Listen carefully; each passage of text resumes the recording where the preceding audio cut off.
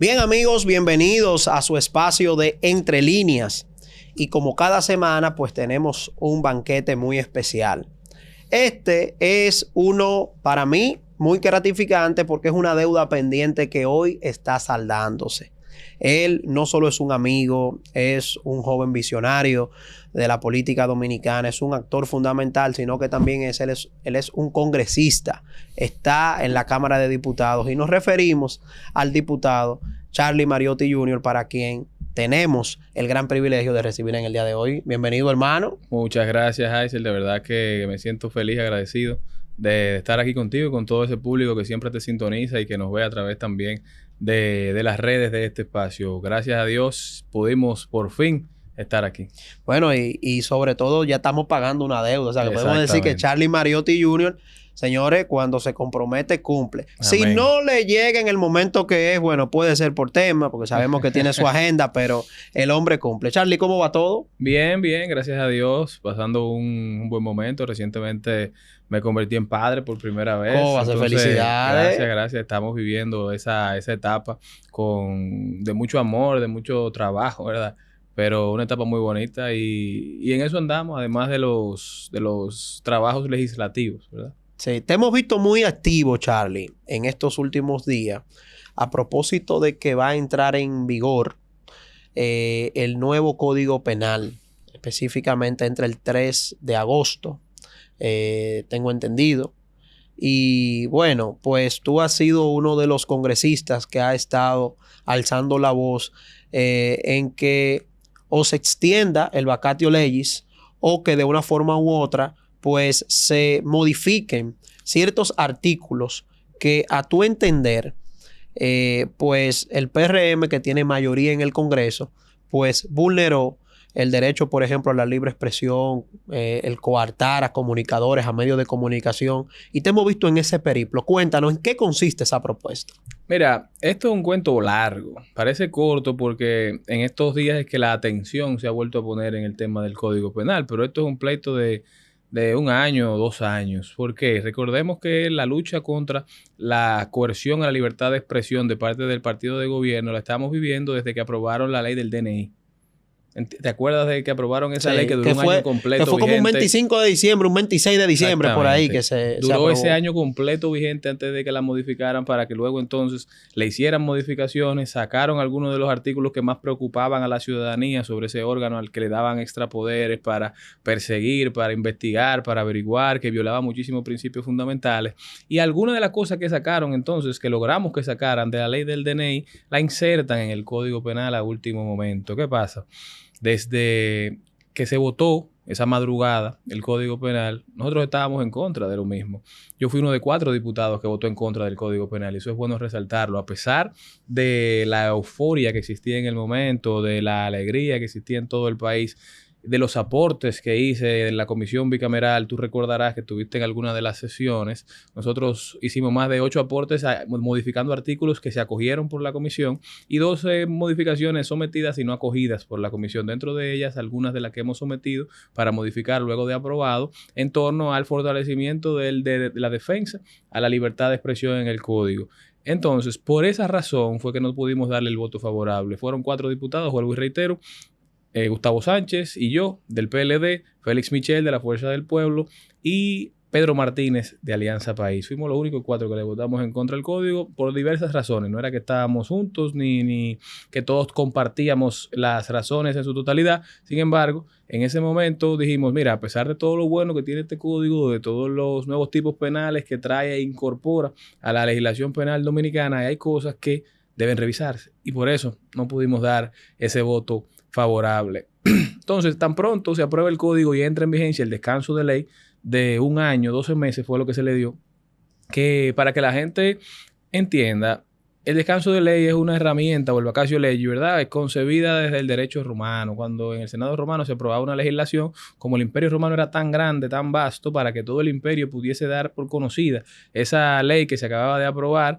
entonces entraba ese descanso de ley. La ley no aplicaba hasta que todo el imperio pudiese conocer entonces el ordenamiento o la ley que había sido aprobada. La hemos heredado, todos los sistemas de derecho del mundo han seguido con esa costumbre de dar un tiempo para que legislaciones complejas pueda permitir que el sistema de ese país se adecue a lo que establece la nueva legislación. Pasó aquí en el 2002, por ejemplo, con el Código Procesal Penal. En ese momento se dio, creo que fue 18 meses de descanso de ley y también se tuvo que extender porque el país no pudo acoplarse tan rápido. Pasó también con la ley de sociedades, que se dio un tiempo de descanso de ley y luego se extendió nueva vez. O sea que no es una cosa nueva lo que estamos solicitando. Pero en esos 12 meses yo entendía que no solamente debíamos permitir que el país se adecuara a la nueva legislación, sino que también teníamos que aprovechar para, como Congreso, hacer las modificaciones a cualquier error en el cual se pudo haber incurrido. ¿Por qué? Porque eso es lo correcto, y más con una legislación penal. El Congreso yo no creo que deba permitir que una ley salga, que una ley sea promulgada, que una ley entre en vigencia, y mucho menos una ley penal que se le aplique injustamente a algunas personas para luego decir, estamos trabajando en la modificación de ese aspecto que a usted lo tiene pasando tal o cual situación. Definitivamente que a mí me parece que con la situación que está viviendo la República Dominicana, el tema de la sensibilidad que puede tener la gente, es esencial que la ley sea lo más clara posible y que sea una que venga a dar garantías a los ciudadanos de bien y no a darle miedo a las personas que quieren expresar y hacer uso de los principios democráticos que deben primar en una sociedad como la nuestra. Entonces, por esa razón hemos sometido por segunda vez una modificación a los artículos 208, 310 y 315, que son lo que tienen que ver con el ultraje, con la libertad de expresión, para tipificar exactamente qué es lo que será perseguido, para eliminar la persecución a sátira, a crítica política, a trabajos investigativos, a elementos que lo que hacen es que fortalecen los países como la República Dominicana, que lo que hacen es que la gente no le tenga miedo al poder, sino que la gente sirva como un ente de control. Entonces, esa es la visión. Lo que pasa es que lo hemos hecho durante estos 12 meses. Hemos llegado al extremo de solicitar la extensión del descanso de ley a ver si el PRM reacciona y entiende que, como ha dicho el Colegio Dominicano de Periodistas, presidido por don Percio Maldonado, como ha dicho el Colegio Dominicano de doctores, de médicos, de profesionales de la salud, como han dicho muchos otros gremios, como han dicho periodistas particulares y usuarios de redes sociales y también dueños de plataformas digitales, este código se le ha apodado ley mordaza y tiene a mucha gente preocupada porque la libertad de expresión en muchos países lo que se ha hecho es que se ha despenalizado. Aquí lo habíamos logrado y con este código entonces despenalizado en tema de prisión. No que no haya penas, debe haber multas, debe haber sanciones, debe haber disculpas, pero el tema de la prisión como tal por un delito de opinión es una cosa que es del pasado en muchas sociedades por lo que implica, ¿verdad? Porque al final nadie quiere que un ciudadano tenga miedo de decir que un gobierno lo está haciendo mal o que un funcionario X está haciendo las cosas de manera indebida. Ahora, debe haber fundamento, yo estoy de acuerdo, pero hay un deseo sistémico, hay una intención del PRM y de su gobierno de coartar la capacidad de la gente a expresarse de manera libre y un deseo y una intención de controlar la conversación en las redes sociales. Y eso es lo que buscan con este código, lamentablemente. Vuelvo y apelo al sentimiento de mis colegas para tratar de lograr realmente que antes de que este código entre en vigencia y antes de que nos sometan ante el Tribunal Constitucional tratando de modificar cosas que nosotros como legisladores tenemos la responsabilidad de arreglar, lo hagamos dentro de las paredes del Congreso. Tú sabes mejor que nadie, porque también has sido parte y colaborador, que luego de agotar todas las instancias como legislador en busca de que se haga lo que yo creo que es correcto y lo que un grupo también considera correcto, cumpliendo con nuestras funciones, para mí no sería un problema salir e ir más allá de las paredes del Congreso Nacional y acudir yo mismo al Tribunal Constitucional con una acción en inconstitucionalidad de algo aprobado en el Congreso del cual yo soy parte, como lo hicimos con el tema de la indexación salarial en el presupuesto, que ahí estamos encabezando desde la Cámara de Diputados con más de 40 legisladores de oposición de todos los partidos, y en el Senado el senador Fernández la encabeza, una iniciativa que busca que nadie que gane menos de 52,000 pesos pague impuestos sobre la renta, como establece el Código Tributario y como establece el principio de equidad tributaria constituido en nuestra Constitución. Claro, pero mira, aún en el Código Penal, Charlie, hay algunos aspectos que llaman mucho la atención. Y es que, aparte de que ese código se fundamenta en la garantía de los derechos fundamentales de la persona, se debe de fundamentar, hay un aspecto también de interpretación. Hay muchos artículos que tienen un vacío de ley, o sea, que te deja como muy sujeto a la interpretación sobre ¿Cuándo en sí es que se está dando el delito? Entonces, ahí es donde ha entrado la disputa, ahí en que ha entrado ese gran debate, en que los comunicadores, los que hacemos ejercicio de comunicación, los periodistas que hacen un ejercicio también de investigación. Por ejemplo, hay un artículo que establece bien claro de que usted puede grabar a una persona cuando se encuentre realizando un hecho sin ningún problema. Ahora bien, esa persona, para usted difundir ese video, tiene que tener el consentimiento del mismo. Entonces yo te pregunto a ti, por ejemplo, si hay una acción, por ejemplo, de un policía que está actuando de forma indebida, o hay algún funcionario público que quizá está teniendo alguna discusión o algún atropello en el ejercicio de sus funciones, ¿cómo puede ser posible de que a mí me permitan grabar? Eso no tiene ningún problema, pero difundir ese video, publicar ese video, si no tengo el consentimiento de, en este caso, quien está infringiendo en la ley, obviamente no me lo va a dar. Entonces, ¿cómo puede ser que yo sea penalizado por eso? Entre otras acciones también. O sea, ¿cómo puede ser de que si, por ejemplo,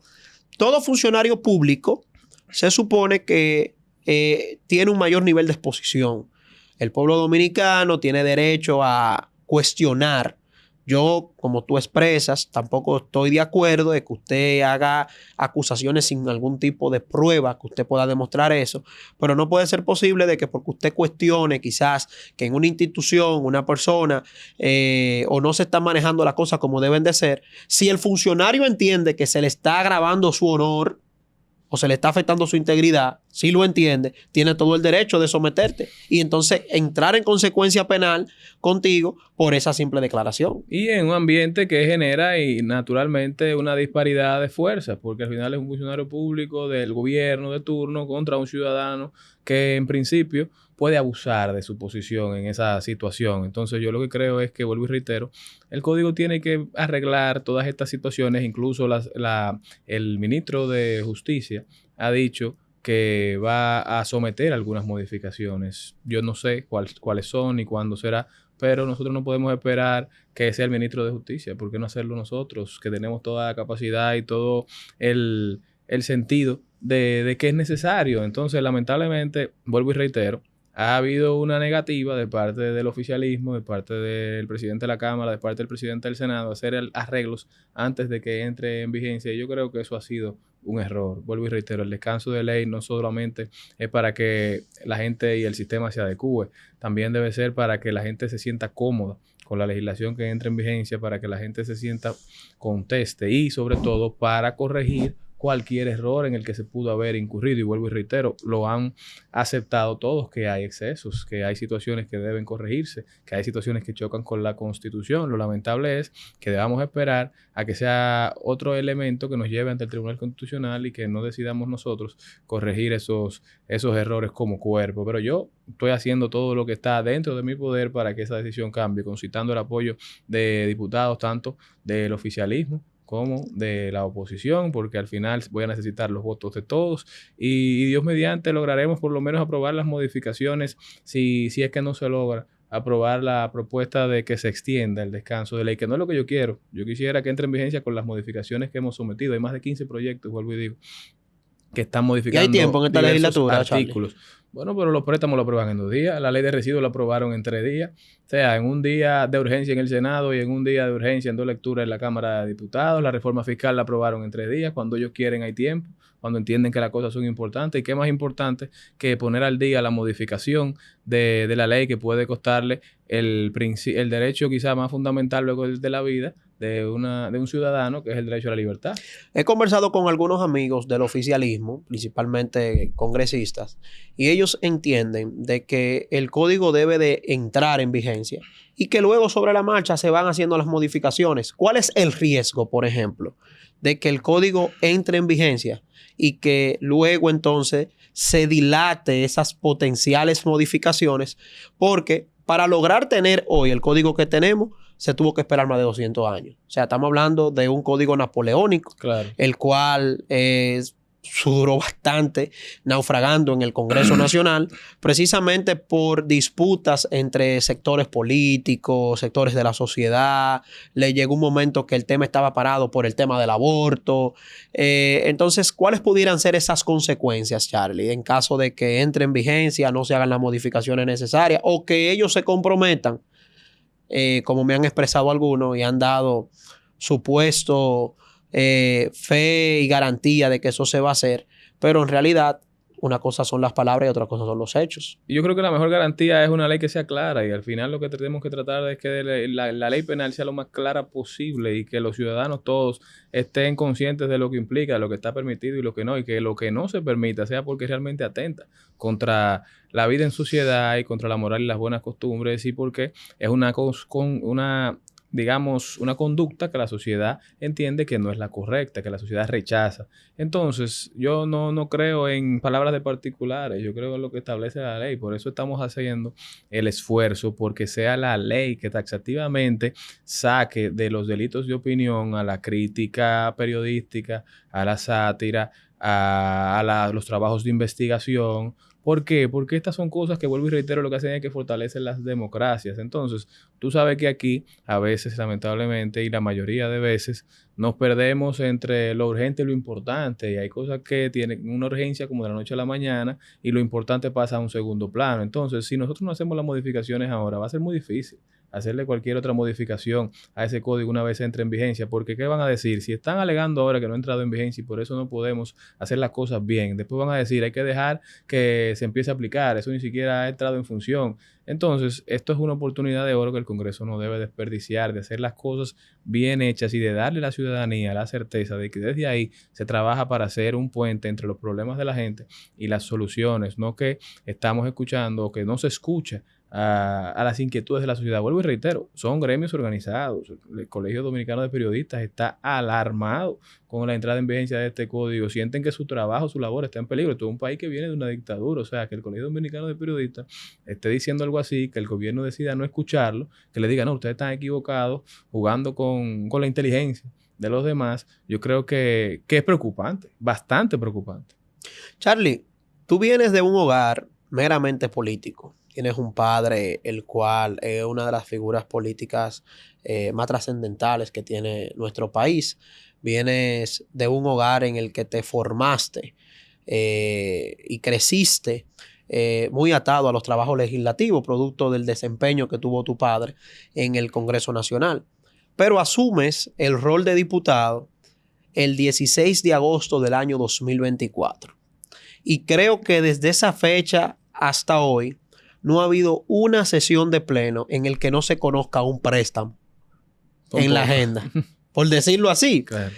¿Qué piensas tú cuando llegas a una sesión y que tú ves que hay 2 préstamos, 3 préstamos, 4 préstamos? Yo creo que ustedes y me refiero al Congreso en sí, en la Cámara de Diputados, ha sido uno de los periodos legislativos donde más préstamos se han aprobado. Sin lugar a dudas. Yo creo que en este cuatrenio se han aprobado más préstamos que nunca antes en la historia, en este cuatrenio y medio que tiene el PRM.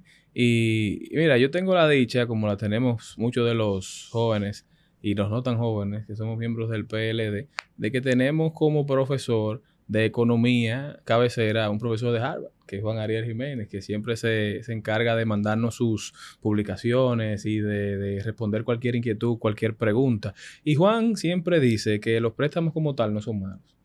Nosotros no nos oponemos a los préstamos por ser préstamos. Lo que pasa es que todo depende de para qué tú tomes el préstamo. Una cosa es, si te lo pongo en un contexto personal, tomar un préstamo para invertirlo en tu negocio, tomar un préstamo para comprar una casa, tomar un préstamo para prestar ese dinero más para adelante. Y otra cosa es tomar un préstamo para decirle a tus amigos, mira este $1,000,000 que tengo en mi cuenta de banco, pagando intereses de ese dinero, ¿entiendes? Todo depende para qué tú utilizas este dinero. Nuestra principal crítica no solamente ha sido al nivel acelerado del endeudamiento, ha sido al endeudamiento para caer en la trampa del gasto corriente, porque es que el gasto corriente no tiene forma, primero, de generar un retorno económico ni a corto ni a mediano plazo, y segundo, no tiene forma de recortarse, porque cuando tú inviertes en nómina y tú haces crecer la nómina 3 veces, como la ha hecho crecer este gobierno, ¿cómo tú recortas ese gasto? ¿Vas a cancelar la gente que tú mismo nombraste? No va a pasar. Entonces, tú no puedes cubrir eso con tus ingresos, tienes que endeudarte para hacerlo. Y tampoco existe la excusa de que todavía quedan empleados del pasado gobierno, porque ya en este trance lo han cancelado cancelado a todos. No solamente los cancelaron, sino que nombraron esas posiciones con compañeros del partido y se inventaron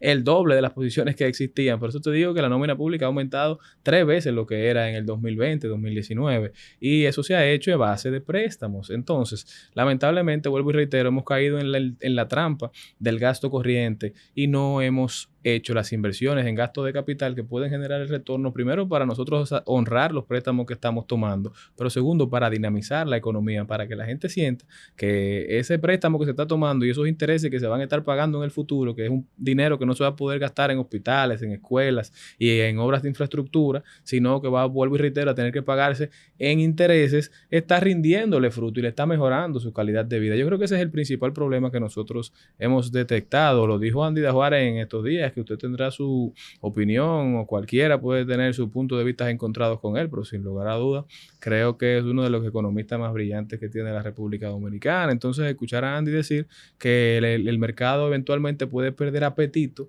por los bonos emitidos desde República Dominicana porque eventualmente esta economía va a dejar de crecer lo que crece, yo creo que es alarmante. Tú ves que el crecimiento del año 2025, el crecimiento económico, según los datos del propio Banco Central, que fue de un 2.1, 2.2 más o menos, mucho menor del crecimiento al que estamos acostumbrados, fue cimentado básicamente en la inversión privada. Entonces, cuando tú ves que algo así está pasando, definitivamente que eso es alarmante, porque la inversión privada crece en la medida que crece la inversión pública. Entonces, los empresarios y el sector privado va bastante forzado. Entonces, además de eso, tú estás aumentando las tasas, estás aumentando los impuestos, estás aumentando la contribución especial. Y cómo tú pretendes que eso primero no se traduzca en mayor inflación, que eso no se traduzca en mayor costo para el consumidor final, pero que eso, cómo tú pretendes que se traduzca en más inversión de parte de esos empresarios. Yo decía, y voy a mezclar un poquito los temas con el tema de la reforma a la ley de residuos que se acaba de someter, que debe ser muy complejo y debe atentar contra la seguridad jurídica, y que yo no quisiera estar en los zapatos de un ejecutivo dominicano que tenga que explicar ante una junta de directores, de directivos de una empresa extranjera.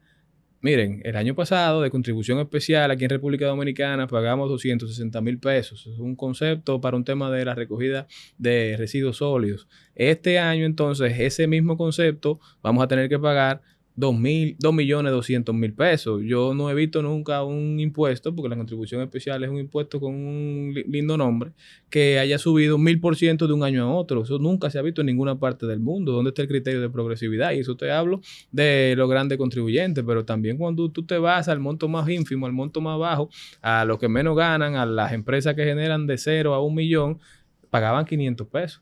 Y ahora van a pagar 5,000 pesos. Pero hay quienes hablan, Charlie, ahora que tú entras específicamente en la ley de residuos sólidos, hay quienes han abordado el tema como un gran avance, el que se haya escuchado al pueblo dominicano en su clamor, específicamente a las micro, a las pequeñas y medianas empresas, porque con relación a la antigua ley, no la primera, sino la segunda modificación que se hizo, que era la que planteaba unos montos muy progresivos, por ejemplo, donde hablaba de que todas las empresas, por ejemplo, que facturaran por encima de 100 millones de pesos iban a tener que pagar 675,000 pesos. Las medianas empresas que facturaban de tal monto a tal monto iban a tener que pagar tal monto. Ya de por sí ya tenía una progresividad bastante elevada. Entonces, ahora, como se varió la tasa y se variaron las tablas, hay quienes han anunciado eso como un logro y decimos, no, mira, nosotros estamos escuchando a la gente y ahora esta es la nueva propuesta y esta es la nueva ley. Mira, es un punto interesante el que tú tocas. Y yo creo que es bueno poner a la gente en contexto. El PRM modificó la locura de su error. Quiero decir. Explícanos eso. ¿Cómo que el PRM modificó la locura de su error en cuanto a la ley de residuos sólidos? Con la ley de residuos sólidos, ellos causaron el problemazo, es decir, llevaron gente que pagaba 30,000 pesos de residuos sólidos a pagar 155,000 pesos de la noche a la mañana, lo que se hizo insostenible. Llevaron gente que pagaba 260,000 pesos a pagar 670, 650,000 pesos de la noche a la mañana, y eso era insostenible también. ¿Por qué se ven en la obligación de modificar la de urgencia? Porque la gente estaba negada a pagar la contribución especial porque no había manera, no podían, no tenían la capacidad, porque se ha entendido que porque usted genera ingresos, lamentablemente usted puede pagar todo lo que el Estado le pide y eso no es así. Aquí hay demasiados gastos, demasiados costos que están vinculados al emprendimiento, muchos de ellos tributarios, pero otros de operación, que lamentablemente el que está tirando para adelante un negocito la pasa bastante mal y termina quedándose con muy poco. Y uno de los principales problemas, antes de entrarte en los montos, porque quiero establecer claro qué fue lo que ellos hicieron, que están vendiendo como un logro cuando lo que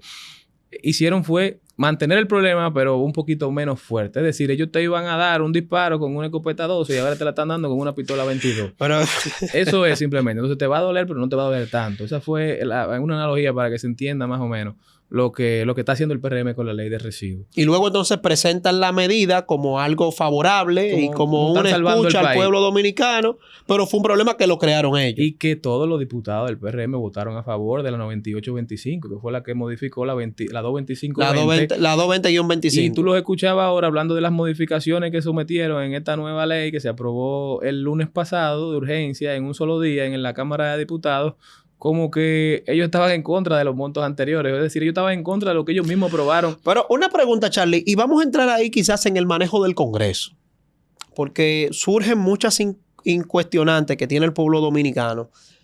Y precisamente por ese tipo de comportamientos es que a veces como que uno como que no se explica. Primero, yo sé que todos los diputados, igual que los senadores, representan un partido. Ahora bien, no existe el criterio personal del legislador para las tomas de decisiones, o es que están atados a las líneas del partido. Es decir, si por ejemplo el partido de gobierno envía un proyecto y hay un legislador, aún siendo de ese propio partido, que está siendo afectado, ya sea de manera directa o por su sector empresarial o porque entiende que eso no va a favorecer al pueblo dominicano, no tiene la libertad de pararse y decir, no, pero espérate, esto no está de acuerdo, esto no está correcto, y impulsar en otros, porque cuando yo veo ese tipo de comportamiento, yo me pregunto, pero ven acá, ¿cómo puede ser posible de que tú te llegue un proyecto a mano por parte del Poder Ejecutivo, tú lo apruebes, luego el mismo Poder Ejecutivo que fue que te lo mandó, le pone un veto, manda unas modificaciones, luego tú te paras, agotas un turno diciendo que tú estás justificando el que va a modificar porque el otro tenía un error, pero el otro tú lo avalaste? Claro. Entonces, ahí es que yo te pregunto, pero ¿y qué es lo que pasa? O sea, ¿lo tienen como maniquíes? ¿Lo tienen como sello gomígrafos o qué? Yo no pude hablar el día que se aprobó la ley, la modificación a la ley de residuos, porque no me dieron el turno, porque ya en honor a la verdad habían hablado 3, 4 diputados de mi bancada y una bancada de 12 diputados en términos porcentuales. Bueno, la opinión como que estaba un poquito clara, aunque yo creo que los puntos que yo iba a resaltar eran súper importantes porque eran atacando o cuestionando y buscando mejorar el proyecto de modificación que era de 6 artículos o algo que no se vio, porque vuelvo y reitero, la ley llegó el lunes del Senado. El lunes nos convocan a sesión extraordinaria. Llegamos, declaran la urgencia, es decir, que asesinamos corrido, 2 sesiones el mismo día. Y mucha gente ni siquiera tenía el proyecto. Esa es la verdad. No tenían el proyecto. Yo tenía el proyecto porque se lo pedí a amigos que tengo en Deterel, que es la oficina técnica del Senado. Y yo soy parte de la Cámara. O sea que allá hay diputados que llegan a la sesión a conocer algo que está en la agenda que probablemente ellos ni siquiera lo han visto. Eso pasó.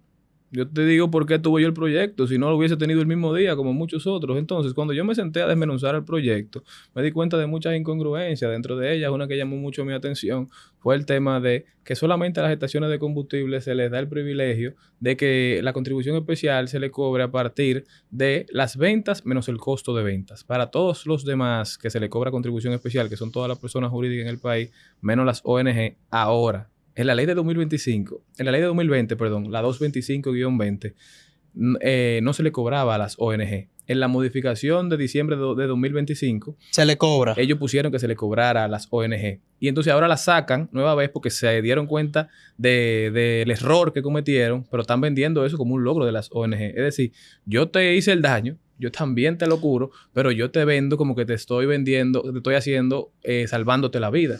Pero el problema lo causé yo. Claro, mira. También antes, en la ley 225-20, que es la original, la contribución especial se podía deducir del impuesto sobre la renta. En la modificación de diciembre de 2025, quitaron eso. Ya no se podía deducir. No, porque se supone que el impuesto sobre la renta tú vas a ganar en base a lo que tú vas a pagar en base a lo que tú ganaste. Pero ahora vuelven Entonces, y ponen... ese es el indicador. Pero ahora vuelven y ponen que la contribución es deducible del impuesto sobre la renta, el monto a pagar de impuesto sobre la renta en esta nueva modificación. Es decir, volvimos a la posición original, pero el problema que ellos mismos causaron, que ahora lo subsanaron, porque se dieron cuenta del error que cometieron. Ellos lo que hicieron fue un pataleo, para hablarte claro. O sea, ellos recularon. Ellos volvieron para atrás a la 225 Hicieron lo lógico. En el momento nosotros lo dijimos. Y en ese mismo momento, muchos legisladores del oficialismo dijeron que no estábamos poniendo, que había que pagar.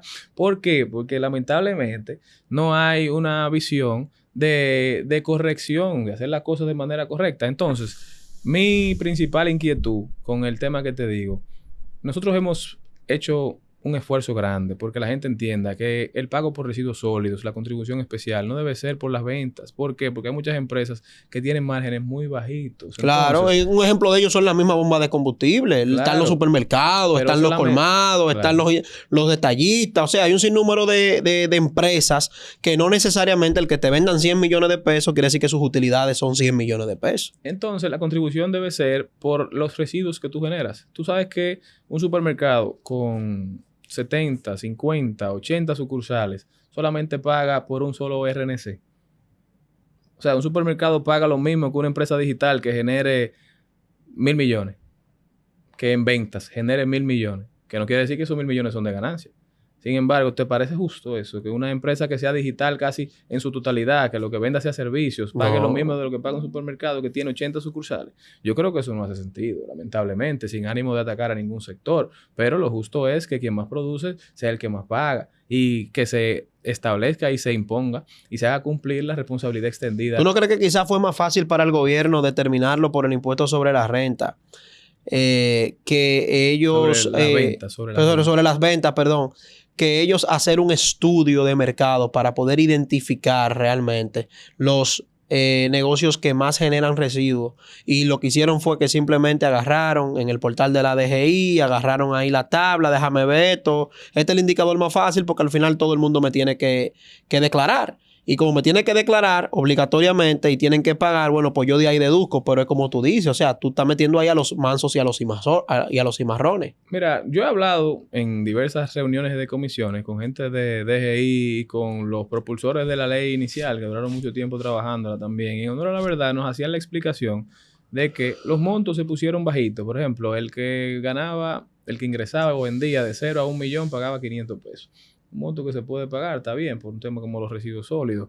Y el monto mayor era el que ingresaba o vendía más de 100 millones, entonces pagaba 260,000 pesos. Esos montos no eran descabellados. Si se hicieron así, con montos relativamente bajos, ¿por qué? Porque se estaba haciendo, la contribución se estaba estableciendo en base a las ventas, no en base a lo que cada quien generaba. ¿Por qué? Porque era bastante complejo hacer el cálculo de entender quién genera qué y qué empresa genera cuánto en ese momento, y la ley tenía que entrar en vigencia. Pero ya 6, 7 años de su aplicación, yo creo que lo ideal era tener un departamento dentro de la DGI trabajando en tratar de por rubro establecer una contribución estimada en base a lo que cada quien genera en torno a residuos, que se puede sacar de lo que reporten compras, de lo que reporten ventas, y sacar un cálculo más o menos de qué es lo que se está vendiendo y qué es lo que con qué está haciendo negocio cada quien, para buscar quiénes son los que más residuos están produciendo. Lamentablemente esa no ha sido la realidad y nos hemos ido por la ruta más corta, la ruta de seguir cargándole el dado a los que ya pagan bastante, porque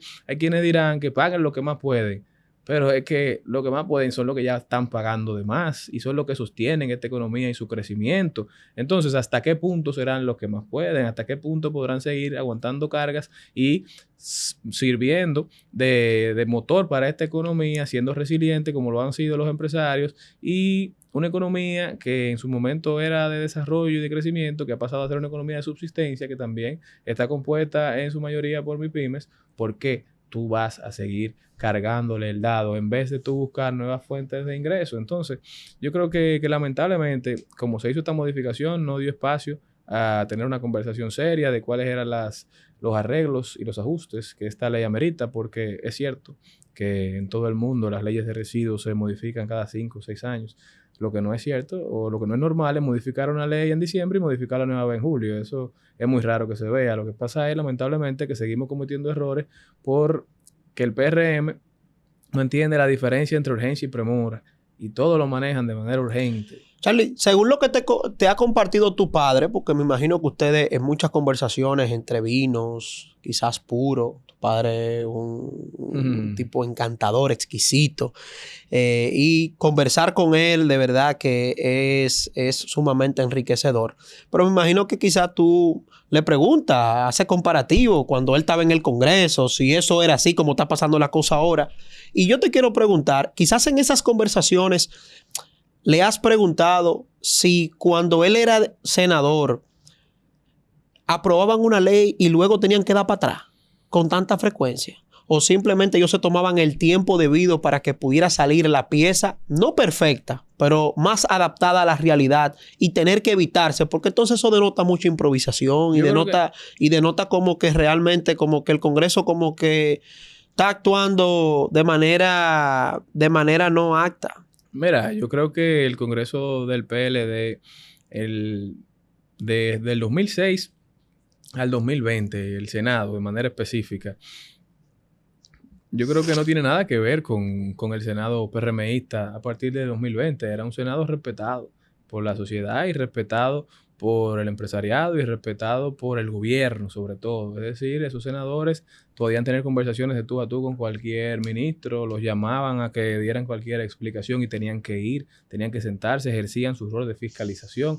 Lamentablemente eso no es lo que hemos visto con el Senado PRMista, con honrosas excepciones de amigos que tengo ahí que sé que hacen una gran labor, pero los funcionarios no respetan al Congreso en estos momentos, y eso en gran medida es que no nos dan la oportunidad de ejercer nuestra labor de fiscalización.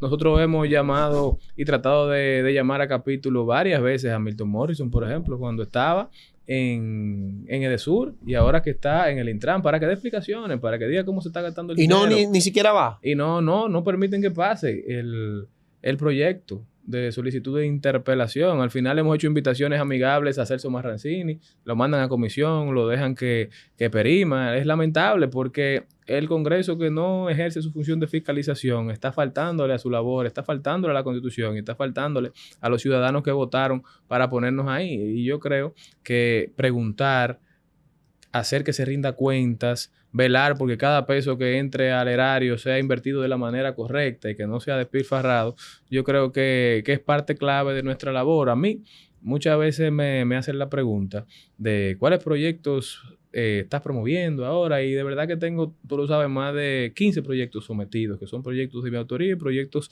que hemos depositado como coautores con otros diputados. Sin embargo, yo creo que la labor más importante por la dinámica que nos tocó de ser parte de una bancada de 12 diputados, de ser parte de la oposición, ha sido la de fiscalización y la de aportes e identificar oportunidades de mejora en proyectos de la relevancia del mismo Código Penal, del Código Procesal Penal, de la Ley de Compras, de la Ley de Residuos Sólidos y de muchas otras que siempre estamos conversando y que siempre estamos hablando, y a la cual, en honor a la verdad, hemos dedicado mucho tiempo. El tema de cuando llegan los presupuestos, identificar puntos de mejora, tratar de analizarlo al fondo, hacerle la pregunta al ministro de Hacienda y Economía ahora de cómo están gastando, cómo están en la ejecución, qué van a hacer para tratar de que cada ministerio cumpla con la labor que tiene. Eso ha sido quizá de lo más enriquecedor en estos 2 años que tenemos. Charlie, vamos a entrar ahora en política. Que fuera de el gran legislador que eres, y bueno, hemos agotado una gran parte del programa hablando sobre ese ejercicio legislativo que conllevas. También tú eres un actor político, eres miembro del Comité Central del PLD. Recientemente, ustedes como equipo político acaban de dar un paso sumamente importante. Tu padre estaba llevando un proyecto presidencial. De repente los vimos en un acto que hicieron en el Dominican Fiesta, donde endosaron ese apoyo hacia Gonzalo Castillo. Cuéntanos cuál es la perspectiva, por qué sumarse al proyecto de Gonzalo Castillo, ¿Cuáles son esos papeles que van a desarrollar en el caso tuyo como diputado y una figura preponderante también? Y sobre todo, que me gustaría, ¿cómo ha sido valorado y ponderado desde la perspectiva de ustedes o los estudios que tienen la salida de Gonzalo Castillo al escenario político? Mira, yo creo que ha sido un empuje. El PLD tiene nuevos bríos y eso en gran medida se debe a que Gonzalo Castillo ha salido al escenario nacional. Y eso se evidencia en los números, pero sobre todo se evidencia en las reacciones de las personas en las calles. La gente recuerda a Gonzalo con mucho afecto, con mucho cariño, porque le dio la cara en el momento que la República Dominicana más lo necesitaba. En la pandemia del COVID-19 fue un ente esencial y clave para poder superar ese momento que se vivió tan difícil. Y yo creo que ese es el cariño que la gente le tomó a Gonzalo como figura. Nosotros como equipo tuvimos que sentarnos, que ponderar la situación, estábamos promoviendo una aspiración, estábamos viajando todo el país y gracias a Dios concitamos un gran apoyo de más de 7 ex senadores, más de 10 alcaldes, más de 90 miembros del Comité Central, un equipo importante, yo como diputado, Oscar Morel, diputado también de Monteplata, y fue un ejercicio que nos dio a entender que el PLD tiene futuro y vocación de poder en este proceso. Y la gente se volcó a apoyar a Gonzalo y nosotros de manera particular, que nunca hemos promovido aspiraciones personales por encima de las aspiraciones colectivas, entendimos que esa aspiración tenía que ponerse en pausa, que son bastante legítimas, para apoyar un proyecto país que es la posibilidad de que Gonzalo llegue a la presidencia de la República, porque aquí lo más difícil en política, y tú lo sabes, que en algún momento estaba promoviendo una candidatura a la alcaldía que yo creo que debes retomar, de Santo Domingo Este, que lo más difícil en política es que la gente asocie tu cara con tu nombre. Eso toma tiempo, eso toma dinero, eso toma esfuerzo. Y Gonzalo, que concitó el 38% del apoyo de los dominicanos en las elecciones del 2020, tiene esa parte ya de su lado. Además de que la gente no le tiene una alta tasa de rechazo, sino que, vuelvo y reitero, lo recuerda con mucho afecto. Yo creo que en torno a Gonzalo, por el equipo que lo acompaña y el equipo que se le está sumando ahora y los que vendrán, podemos construir un proyecto ganador y sobre todo esperanzador para la República Dominicana, porque la gente lo tiene en mente como un buen gerente, como una persona que ha hecho una de las mejores gestiones que se han hecho al frente del Ministerio de Obras Públicas y sobre todo la gente sabe que va a estar acompañado de un equipo de técnicos con experiencia de Estado y con un plan real para la República Dominicana. Vimos unas declaraciones de Francisco Domínguez Brito, Sí, cuestionando el proceso de consulta del PLD. ¿Qué te parece esa decisión de Francisco? Y sobre todo, ¿entiendes tú que el PLD debe de hacer el proceso de consulta o debe de esperar los plazos que establece la ley de régimen electoral que inicia el primer domingo del año, en este caso 2027? mira, De julio, primer domingo de julio. esta consulta, como la que se hizo en el proceso pasado, está avalada por la Constitución de la República y por la ley de partidos. Entonces nosotros tenemos toda la posibilidad de, en pro de la democracia interna de las organizaciones políticas, tomar una decisión en la cual nos pongamos de acuerdo. Yo respeto mucho la posición de don Francisco. Sin embargo, yo creo que el PLD tiene que realizar la consulta respetando siempre, vuelvo y reitero, las leyes. Lo que la Junta emanó no fue una resolución, no fue una ordenanza, no es vinculante, esa es la realidad, es una opinión. Entonces nosotros seguiremos trabajando, vuelvo y reitero, como ya lo hicimos, hay un precedente, esta no es la primera vez que vamos a hacer una consulta en la fecha que estamos llevándola a cabo. Lo ideal sería que todos los aspirantes estén de acuerdo con hacerlo y yo creo que vamos a llegar a ese punto. En el PLD tú sabes que el disenso está permitido y hasta es promovido hasta cierto punto y siempre encontramos la forma, gracias a Dios, de ponernos de acuerdo. Dijo Francisco Javier García en el día de hoy, en el programa Sol de la Mañana, que todo el que esté opuesto a la consulta está trabajando para el PRM. ¿Coincides tú quizás con esa posición de Francisco Javier o entiendes que quizás está siendo un poco exagerado? No, esa es su opinión y yo la respeto. Yo de manera particular lo que creo es que todos debemos trabajar en pro del PLD y esa es la visión. Charlie, Hay algunos que entienden de que la oposición dividida no va para parte. Que para poder enfrentar al gobierno del PRM tiene que existir de una forma u otra una alianza. Pero lo que hemos visto en los últimos tiempos, con declaraciones de actores muy importantes, es que como que cada día se hace un poco más difícil la probabilidad de que la oposición se pueda unificar, de que podamos ver quizás al PLD, a la Fuerza del Pueblo, poder hacer una alianza y en conjunto poder construir una candidatura de manera uniforme. ¿Por qué entiendes tú que quizás esto debería de ser lo más acorde, una alianza? ¿O entiendes tú que no, que cada partido debería de ir de manera individual y enfrentarse al gobierno en esa coyuntura? Yo creo que enfrentamos un momento interesante en la vida democrática de la República Dominicana. Desde la década de los 90 no vivíamos un tripartidismo fuerte, que es lo que hoy tenemos. Hay tres partidos importantes que encabezan la división de la preferencia electoral. Entonces, a mi entender, primero, cada partido lo que tiene que hacer es seguir fortaleciéndose, trabajando, fomentando la renovación de sus estructuras y sobre todo tratando de captar no el uno del otro, sino de ese más de 40-35% que todas las encuestas se identifica como ninguno, que cada vez es más grande. Entonces, es trabajar para, vuelvo y reitero, no para que la gente entienda que los partidos políticos y los políticos sirven como solución a los problemas, que nos importan los temas nacionales, que no nos enfocamos y nos perdemos solamente en los temas de los políticos, que yo creo que es el error que se comete a veces, que los partidos solamente hablan de los temas de los partidos. Sí, se olvidan que deben ser una herramienta para que la ciudadanía encuentre solución a las situaciones que les afectan. Entonces, esa es mi visión. Yo no creo en la rotación de dirigentes.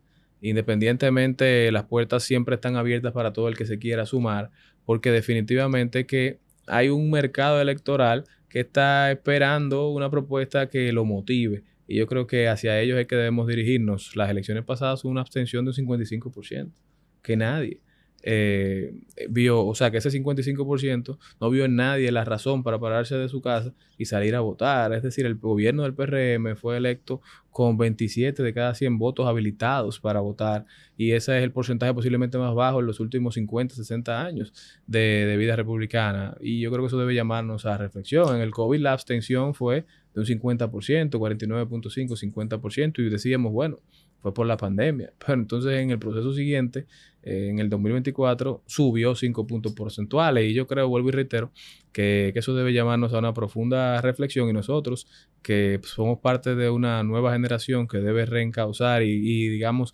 reenganchar el amor de la gente por la política y por los temas de interés, tenemos esas responsabilidades, que nuestro mensaje llegue a la mayor cantidad de personas posibles, no solamente nosotros hablándole, sino también nosotros escuchándolos, tú y yo, que nos llevamos muy bien aún en partidos distintos, y así ves mi relación con jóvenes dentro del PRM y así también dentro de la Fuerza del Pueblo, y ni hablar del PLD, ¿verdad? Entonces yo creo que como generación esa debe ser la visión, no pelearnos entre nosotros, sino tratar de que la visión correcta, la visión de promover una mejor República Dominicana llegue cada vez a más personas y que entiendan que los que no se involucran, y que cuando tú no te metes en política, la política se mete contigo. Claro, Charlie, en esa misma silla donde estás sentado, hace aproximadamente unos 2 meses, el senador de Independencia, Dagoberto Rodríguez, lanzó una propuesta pública donde él primero ponía a disposición su candidatura a senador de Independencia por el PRM para el PLD, para viabilizar una alianza. Él entendía de que el PRM y el PLD pueden hacer una alianza perfectamente, ofreció unas cuantas candidaturas a la alcaldía, diputado, senador, y esa declaración ha recibido muchas reacciones. Y hay quienes quizás entienden que es impensable que el PLD pudiera hacer una alianza con el PRM. ¿Estarías tú de acuerdo en caso de que se presentara esa situación de ir aliado, ya sea de manera parcial o total, con el partido de gobierno? El PLD tiene que aliarse con la gente, con la ciudadanía. Esa es la principal alianza del Partido de la Liberación Dominicana. Ahora te digo una cosa. en un escenario de 3 partidos, solo 2 pasan a la segunda vuelta. Entonces, eventualmente, el que quede tercero con alguien tendrá que aliarse. Y en el caso de que los 2 que pasen a la segunda vuelta sean el PLD y la Fuerza del Pueblo, algo tendrá que pasar. Entonces, yo creo que eso será un escenario interesante, pero, te reitero, también es un escenario que está por encima de mi nivel partidario. Yo lo que soy un simple presidente de comité de base. Charlie, ¿cómo te veremos ahora en el 28? ¿Seguimos en el Congreso? ¿Cruzamos de una a la otra? ¿Daremos otro paso al frente? Sí. ¿Cuál será el papel que jugará Charlie Mariotti Jr.? Mira, en principio el papel ahora es seguir trabajando para que la gente de la circunscripción número 1 del Distrito Nacional, que fue que la gente que me dio el voto de confianza y la oportunidad, gracias a Dios, de servirles desde el Congreso Nacional, se sienta orgullosa y se sienta representada. Y el futuro dirá lo que trae. Yo creo que todavía es muy temprano. Mi plan es, vuelvo y reitero, llenar de orgullo y cumplir con la gente de mi circunscripción hasta ahora, mientras seguimos trabajando para fortalecer la institucionalidad y tratar de aprobar los proyectos que tenemos sometidos. Bueno, nada, señores. Charlie, el tiempo dirá, ¿verdad? Lamentablemente el tiempo se nos ha cortado, pero primero darte las gracias por este interesante diálogo. Ha sido muy fructífero, hemos abordado distintos temas de interés nacional y sobre todo también felicitarte por el gran trabajo legislativo que Muchas realizas gracias, y sobre todo porque como generación uno se siente orgulloso de ver que no todo está perdido y que hay talento, hay capacidad y que hay jóvenes entregados a esta causa de mejorar la República Dominicana. Invitarlos a cada uno de ustedes a que se suscriban en nuestro canal, que compartan esta entrevista, que le den like y que también le comenten a Charlie, que cualquier cosa que ustedes entiendan que no quedó clara aquí o que entiendan que deben de conocer más, pues le pueden escribir a través de sus redes sociales o tal vez a través de nosotros también, que se la haremos llegar. Así que hasta la próxima.